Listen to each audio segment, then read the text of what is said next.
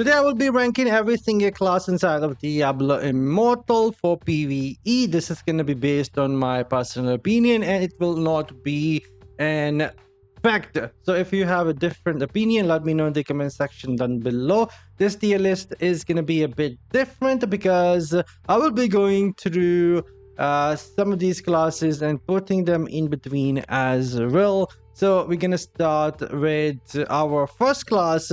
That is gonna be the Tempest. I think you all know where we're gonna put the Tempest here when it comes to PvE.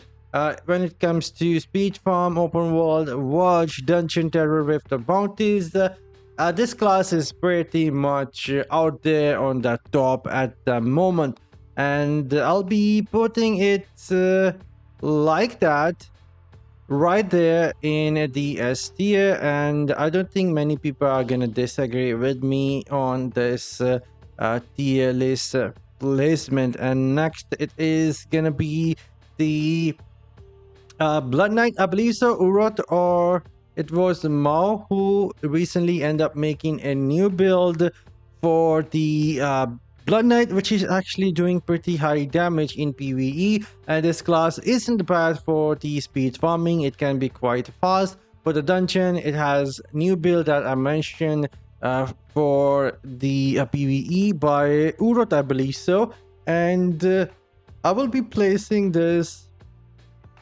somewhat like that. You guys will be surprised, but if you don't know, go check out Urot, or I think it was Mao who ended up making a new build for the Blood Knight. And for PvE, this is how I am gonna be placing this class somewhere above a B tier. You know what? We're gonna put it somewhere down here. So mostly in the B, somewhat in the A. And then it is gonna be the monk. I don't think monk is gonna be better or worse than the you know what, this is gonna be a hard one. This is gonna be a hard one. Should I put them at the same level, or maybe put this a bit higher? You know what, I'm gonna put this class a bit higher, since you have quite a lot of dashes and you have few different builds. So yeah, you are pretty fast in speed farming. Dungeon isn't bad either. Terror Rift isn't bad either. Bounties are pretty decent as well. Challenge Rift, not bad, not the best. And then it is gonna be the Wizard now got a couple of builds. If you really want to break your fingers, then this is gonna be the S tier.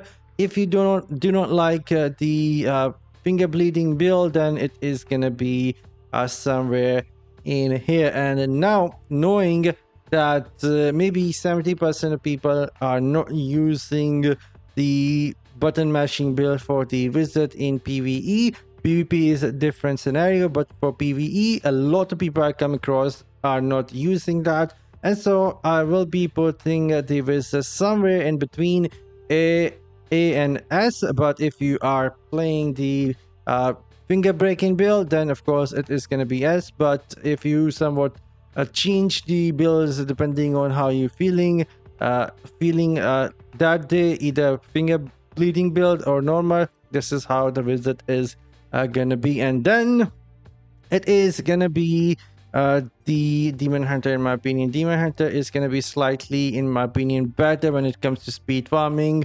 Watch, a lot of AoE in spring, dungeon, turret.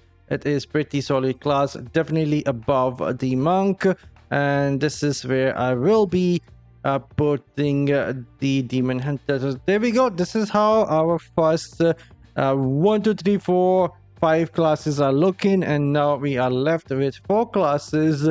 And the next one, it is gonna be none other than the Crusader. Crusader is a beast when it comes to speed farming or damage, a king of everything in at least in a PvE. And this is where I will be putting the Crusader in the S tier alongside Tempest. Again, the wizard can be like here, but like I said, depending on the type of the build you're using or comfortable with, wizard is going to be between S and A tier. But moving forward, it is going to be the Barbarian. Barbarian in terms of damage, I would say is oh no, it is going to be somewhere here. I think it is below Demon Hunter. Demon Hunter definitely does more damage or has the mobility and high damage in a single target and AoE.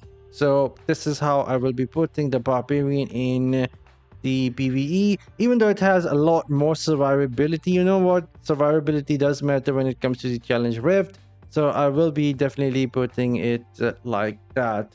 And this is how it is looking so far. Now we are left with the Necromancer. Necromancer is going to be like that. If we put it at the same level as of the Necromancer, the Wizard, I'll definitely put this a bit higher because you don't require all that many button mashing for a Necromancer. A Necromancer can pull some huge number in PvE, either in speed farming, dungeon, terror rift, or bounty. Necromancer is out there.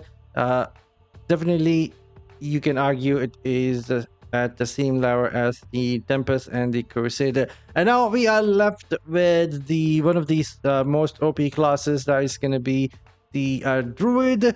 And honestly, not sure where to put it. My thoughts were that this class is somewhat between A and B, but now that I have put other classes like that, the Druid is definitely gonna be dang it. Is it Rest in Peace?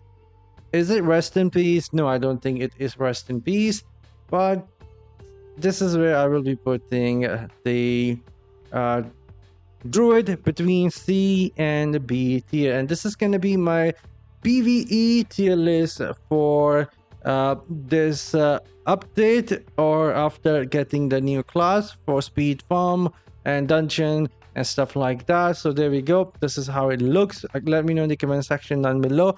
How would you guys rate it differently? And I'll be looking forward to your comment. But in my opinion, this is how some of these classes perform when it comes to the PvE. Now I'm signing off. See you all in the next one. You guys have an excellent day, and I see you all in the next one later.